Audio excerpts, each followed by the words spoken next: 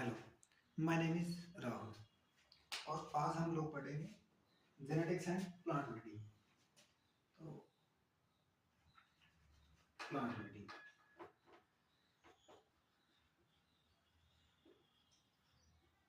First of all plant breeding होती क्या है? तो सबसे पहले हम इसमें क्या देखते हैं, इसकी डेफिनेशन है परिभाषा।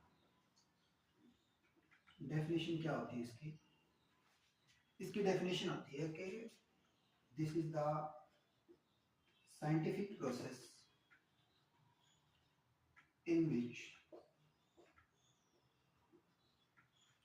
involve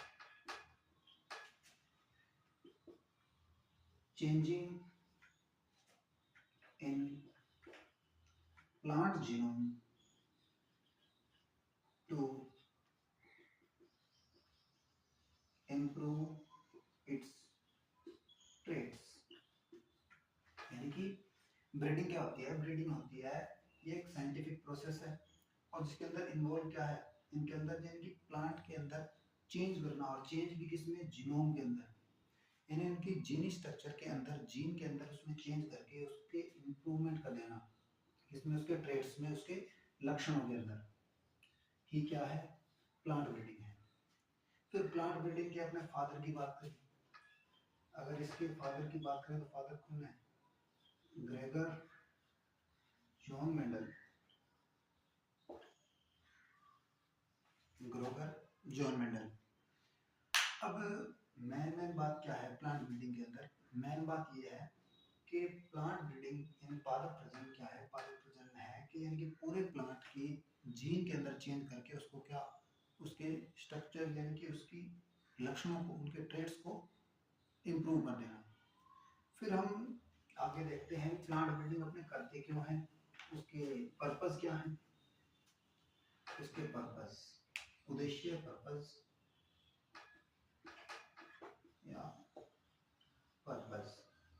तो सबसे पहले अपने प्लांट ब्रीडिंग क्यों करते हैं? सबसे पहले अपने प्लांट ब्रीडिंग करते हैं सबसे फेमस हाई यील्ड के लिए, हाई यील्ड के लिए या प्रोडक्शन के लिए, हाई प्रोडक्शन के लिए। फिर दूसरा इनकी क्या करेंगे, अगर अपनी पुरानी क्रॉप्स है उसमें इम्प्रूवमेंट करके उसमें क्या करेंगे, उसकी यील्ड को हाई कर देंगे। ये इसका प्लांट ब्रीडिंग का पहला पर्पस ये है। सेकंड पर्पस क्या है? सेकंड पर्पस है इसका कि इम्प्रूव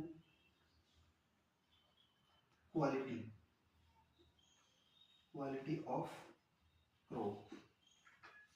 ठीक है, तो इसमें क्या करते हैं, सेकंड, फर्स्ट क्या है यील्ड, सेकंड क्या है उसके अंदर इम्प्रूवमेंट कर देना, किसके अंदर? उसकी क्वालिटी के अंदर। थर्ड क्या कर सकते हैं, free from disease, free from disease and paste. किससे?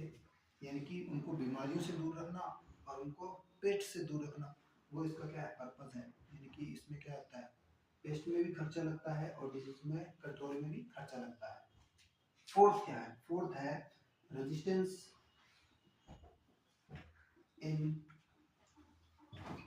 Drought and salt. यानी कि सलाइन सॉइल होती है और ड्रोथ वाला एरिया है। सलाइन सॉइल और ड्रोथ एरिया के अंदर भी क्या है, अपने क्रॉप को जब उगाते हैं, उसको ग्रो करते हैं, तो उसके अंदर क्या होता है, बहुत सारी कठिनाइयाँ आती है, बहुत सारी कॉम्प्लिकेशन आती है, जिस वजह से वहाँ पे वो क्रॉप है वो डेवलप नहीं हो पाती, क्रॉप है वो ग्रो नहीं हो पाती। इस वजह से हमने प्लांट ब्रीडिंग के थ्रू उनके जीनों के अंदर, उनकी स्ट्रक्चर के अंदर ही ऐसा चेंज कर दिया जिससे कि वहाँ पे वो आसानी से ग्रो हो जाए। तो एक हमारा ये भी हो गया। और नंबर 5 डोरमेंसी। डोरमेंसी क्या होती है? डोरमेंसी यानी कि कोई भी जो सीड है वो ऑटोमेटिकली ना उगे, यानी कि जब उसका टाइम हो तभी उगे तो ये अच्छी है। अगर हम मान लो कोई खेत में है, हमने गेहूं उगा रखी है, गेहूं उगा रखी है, गेहूं हम काट के ले आए और हमने घर पे स्टोरेज के लिए रख दी और वो ऑटोमेटिकली उग गई, तो वो काम का तो होगा नहीं, यानी वो अगर वो जर्मिनेट हो जाएगी तो वो क्या होगा, काम की नहीं रहेगी। तो प्लांट के अंदर डोरमेंसी क्या करना, इंप्रूव करना। डोरमेंसी अगर बढ़ेगी तो हम प्लांट की स्टोरेज कैपेसिटी क्या है, बढ़ जाएगी। और number 6 free toxic substance, toxic substance यानी टॉक्सिक सब्सटेंस का मतलब यानी कि कुछ क्रॉप के अंदर एक टॉक्सिक एलिमेंट्स होते हैं जिस वजह से कि वो हमारे ह्यूमन वेलफेयर के लिए ठीक नहीं होते, यानी अपने ह्यूमन की हेल्थ के लिए ठीक नहीं होते। फॉर एग्जांपल जैसे कि मस्टर्ड है, ये सरसों है, सरसों के अंदर क्या होता है, एलुसिक एसिड होता है जो कि ह्यूमन की हेल्थ के लिए ठीक नहीं होता, तो उसे क्या कर देंगे, हटा देंगे टॉक्सिक सब्सटेंस को। और बहुत सारे होते हैं, और कौन से होते हैं और देखते हैं। Number 6 early maturity, early maturity यानी कि मैच्योर हो जाएंगे क्या प्लांट्स अर्ली, अगर अर्ली मैच्योर हो जाएंगे तो अपने क्या करते हैं, नॉर्मली अपने 6 मंथ की क्रॉप होती है 5 मंथ की, अब अर्ली मैच्योर होने के बाद में वो कितनी की हो जाएगी, 4 मंथ्स की। और अगर 4 मंथ की होगी, पहले अपने 1 ईयर के अंदर 2 टाइम क्रॉप ले सकते थे, लेकिन अब कितने टाइम, 3 टाइम क्रॉप ले सकते हैं, ठीक ये भी बेनिफिट है। और synchronous, synchronous maturity, synchronous maturity का मतलब है कि समकाल, सिंक्रोनियस मैच्योरिटी यानी कि सारी जो क्रॉप है वो क्या होगी, एक साथ में मैच्योर होगी, उसे बोलते हैं सिंक्रोनियस।